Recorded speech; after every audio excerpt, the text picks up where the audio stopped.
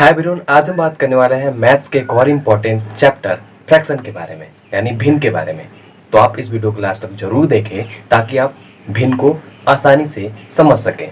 तो चलिए समझते हैं कि व्हाट इज द फ्रैक्शन या what do you mean by fraction, मतलब भिन्न क्या है या भिन्न से आप क्या समझते हो।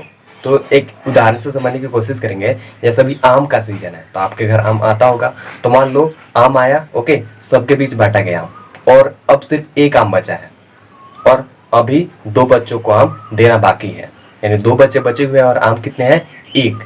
तो अब आप प्रॉब्लम पढ़ सकते हो, क्योंकि अगर आप एक बच्चों को दे देंगे तो दूसरा बच्चा रोने लगेगा। तो अब यहाँ पर आप क्या करोगे, जी हाँ, अब आप करोगे उस एक आम को दो बराबर बराबर टुकड़ों में काट कर दोनों बच्चों को दे दोगे ताकि दोनों बच्चे खुश रहें। तो जैसा कि आप देख सकते हो कि मेरे पास एक कच्चा आम है और इसका मैंने दो टुकड़े कर दिया है। तो जो मैंने इस एक आम को दो अलग अलग टुकड़ों में बांटा, तो जो ये दोनों अलग अलग भाग बटे यही आपके भिन्न कहलाते हैं।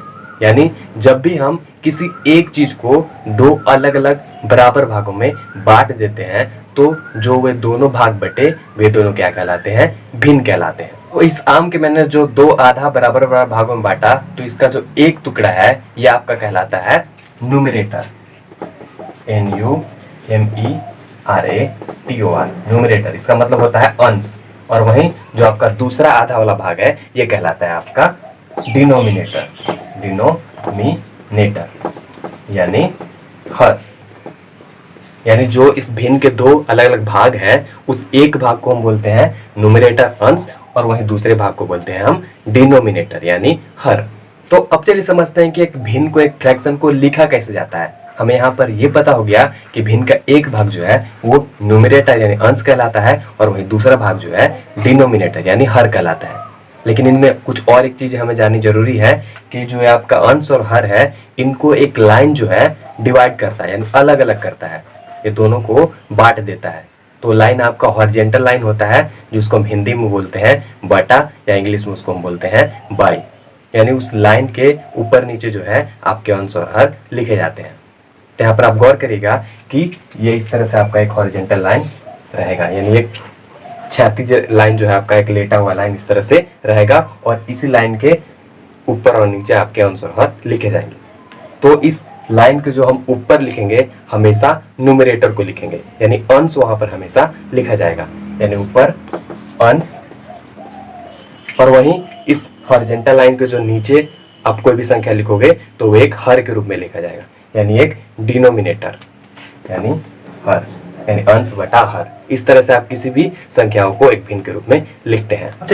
अब चलिए कुछ एग्जांपल से समझने की कोशिश करते हैं। तो यहाँ पर ध्यान देना ये बात है कि जब भी हम किसी संख्या को भिन्न के रूप में लिखेंगे तो सबसे पहले उस संख्या का बटा होना जरूरी है, यानी उस संख्या का दो भाग में, तीन भाग में, चार भाग में इस तरह से बटा हुआ होना जरूरी है, तब हम उस संख्या को एक भिन्न के रूप में लिख सकते हैं। जैसे हमने यहाँ पर एक मैंगो लिया था, इसके मैंने दो टुकड़े बराबर बराबर किए हैं, यानी पहले एक आम था लेकिन अब ये कितने आम हो गए, मेरे पास दो आम हो गए, पूरे नहीं बल्कि आधे आधे, यानी ये आधा भाग और ये आधा भाग मिलकर हमारे पास ये एक आम के दो अलग अलग पार्ट्स हैं।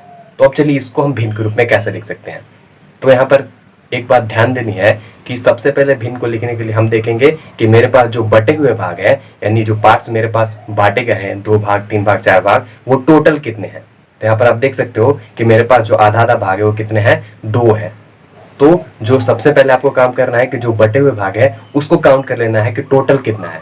तो यहाँ दो है तो हम उसको दो लिखेंगे, और दो कहाँ लिखा जाएगा, तो हमेशा टोटल आपका एक हर के रूप में लिखा जाएगा, यानी हॉरिजॉन्टल लाइन के जो नीचे है हमेशा हम टोटल लिखेंगे बटे हुए पार्ट्स को।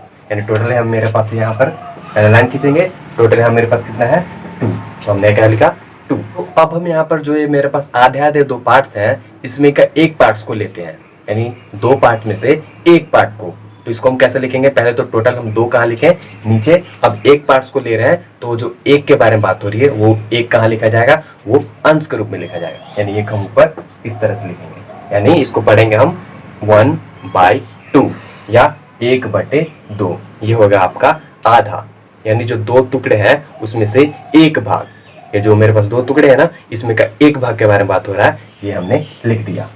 दूसरा भाग के बारे में भी वैसे ही लिखेंगे, ठीक है। जो पहले मेरे पास दो है टुकड़े तो यहाँ पर 2 लिखेंगे इस तरह से, और फिर इस एक के बारे में बात कर रहे हैं तो इस एक को कहाँ लिखेंगे, ऊपर।